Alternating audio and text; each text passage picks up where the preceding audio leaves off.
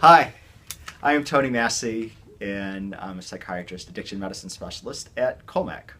And I'm Rennie G. I'm a peer specialist, recovering addict, and musician. And I'm Doc. And I'm Rock. All right. And here we are. Ready, I got a question from Hillary. Okay. I like her name. Yeah. So it's a lovely name, Hillary. And here we go. My name is Hillary. I am a recovering heroin addict, and my life is much better because of my clean time. Awesome. Well, that's great. So it sounds like she's in a good place. Yeah, she sounds like she's post-contemplative. Yeah. Of course, I haven't read the rest of the question. True. Something's coming. Something's coming. Let's see what you got to say, Hillary. Okay. My counselor says I should stay away from sex. Oh my God. Why? I don't know. Maybe because you've got. Let's see. How do I phrase this? I want to say it in a very PC way. Addiction is addiction, my dear, and whether it's heroin, food, watermelon, coffee, sex, love, or work, addiction is addiction. And early in recovery, at least for me and for everyone that I've known or worked with, it's very hard to disseminate between what is good, what is bad for us. You know, when are we crossing the line between overuse or abuse, or even what a healthy boundary is. And I think that when you're early in recovery, and they say for the first year, and I would agree with that, maybe even a little longer, we're just figuring out who we are. We're figuring out where our boundaries are. Are we codependent? Are we people pleasing? Am I having sex with this person because A, it's going to lead to a relationship, or B, I just don't want to feel bad for the night. Until we can answer those questions, sex, relationships, unless you're already in a relationship, which is complicated in its own way, and we won't go into that. Yeah, I'm guessing Hillary is not in a currently in a relationship, so I think that, that's friends with benefits kind of a thing? Kind of, yeah. So, which is like this, like you're saying, this huge boundary, issue that, wow, because I think... We attach ourselves to things as addicts, and it becomes, oh, that felt great.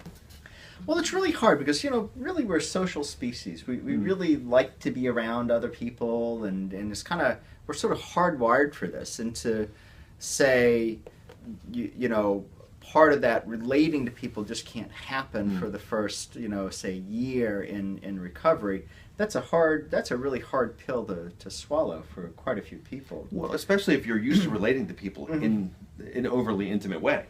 Because no doubt she's in recovery. She's surrounded by tons of people.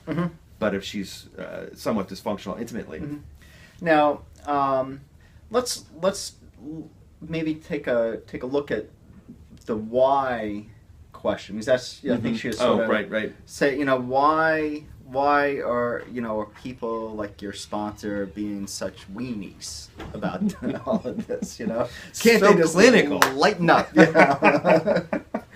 Well, it really boils down to this, that, the most important thing for you right now is your recovery and protecting that, just, everything you can do to protect that. And, getting into relationships, particularly, kind of early on and this whole process of figuring out a different way of coping, dealing with stress, whatever, they're 99.99% of relationships are going to have a messy element to them. I mean, it's just how things are. Particularly the more intimate you get, the more likely you're going to have some sort of friction, some sort of stress, discomfort, and those are precisely the things that will trigger people to relapse. So it's a protecting recovery type of thing. And yeah, it's almost, Hillary, I'm almost hearing you saying, well, not this relationship, this is perfect. That's how it all starts.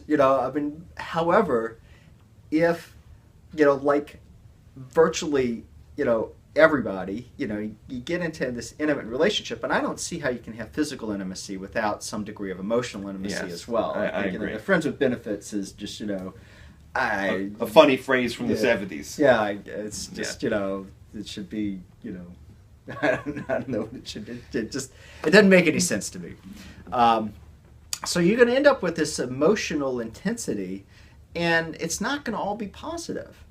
I mean, it doesn't mean that these things aren't bad, and certainly once you get a bit more time in recovery, a bit more grounded, get your foundation and resources set up, I think that's going to be fine. But the triggering, the emotional upset that is, almost 100% likely to occur, is going to be really, really difficult to work through that without a relapse. And I think that's what your sponsors really, thinking about.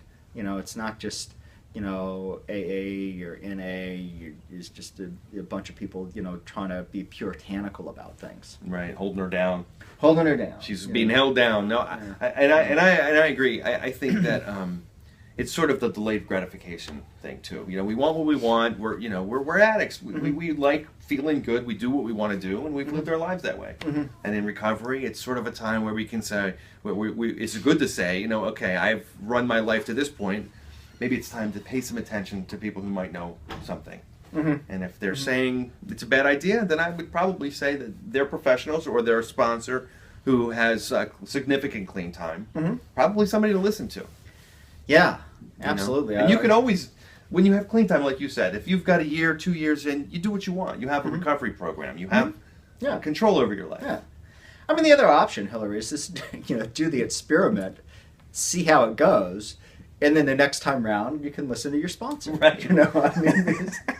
That's what they say in AA, right? You don't have to work the steps this time. You can do that next time when you come back. We're so good at this. That's why we have our own show. All right, Hillary, I hope we answered your question. Yes, I agree. I hope we did too. Good luck. All right, so I'm Doc. And I'm Rock. And we'll come back at you with yet another question. Yep. See ya.